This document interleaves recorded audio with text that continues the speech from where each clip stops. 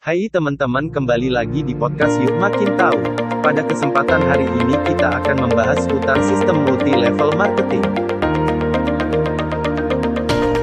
Alternatif pemasaran bisnis eceran di Indonesia, dan apa sih bisnis eceran itu?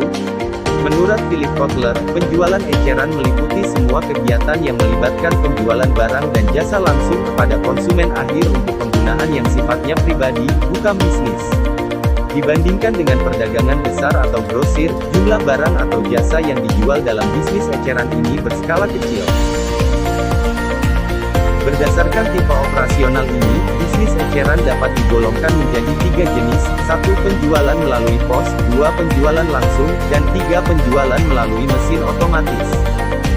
Perkembangan bisnis eceran di Indonesia. Seperti di negara lain, bisnis eceran di Indonesia juga terdiri dari bisnis eceran yang bersifat formal dan informal. Yang bersifat formal itu merupakan bisnis eceran dengan skala besar dan mempunyai tujuan kebutuhan massal. Dan yang bersifat informal mempunyai skala yang lebih kecil dan memenuhi kebutuhan non-massal.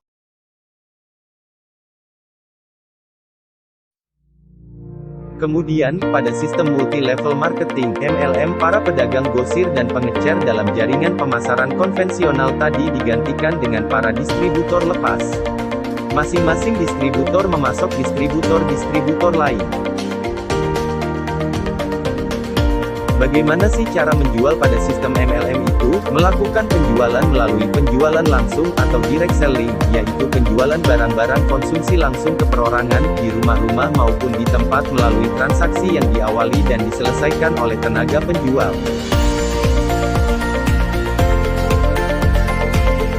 Kemudian, adapun keunggulan bisnis multi-level marketing dibandingkan dengan sistem bisnis yang lain. MLM mempunyai beberapa keunggulan. 1. Setiap orang dapat melakukannya. 2. Potensi yang tidak terbatas. 3. Bebas resiko. 4. Luas. 5. Tidak ada bos. 6. Memperoleh penghasilan. 7. Bisnis keluarga. 8. Pengakuan. Dan yang ke-9. Tidak ada wilayah-wilayah. Peran sistem multi-level marketing sebagai strategi pemasaran baru. Pemasaran bisnis eceran selama ini lebih bersifat konvensional dengan mengandalkan pada supermarket, departemen store maupun pasar tradisional lainnya. Strategi pemasaran bisnis eceran yang mengandalkan cara-cara konvensional ini dinilai tidak efisien, selain menggunakan tempat yang cukup luas juga memerlukan manajemen yang rumit. Beberapa faktor yang merebaknya industri multi-level marketing antara lain: 1. Kondisi budaya masyarakat Indonesia yang kondusif terhadap sistem ini. 2. Bertambahnya jumlah kelas menengah, the rising middle class, yang semakin memiliki daya beli.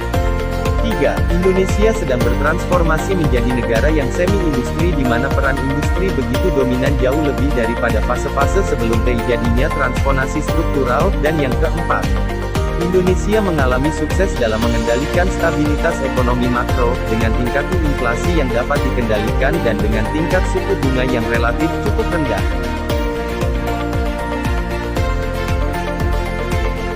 Mungkin itu saja untuk podcast pada kesempatan kali ini, kurang lebihnya mohon maaf dan jangan lupa untuk stay lagi di podcast selanjutnya. See you!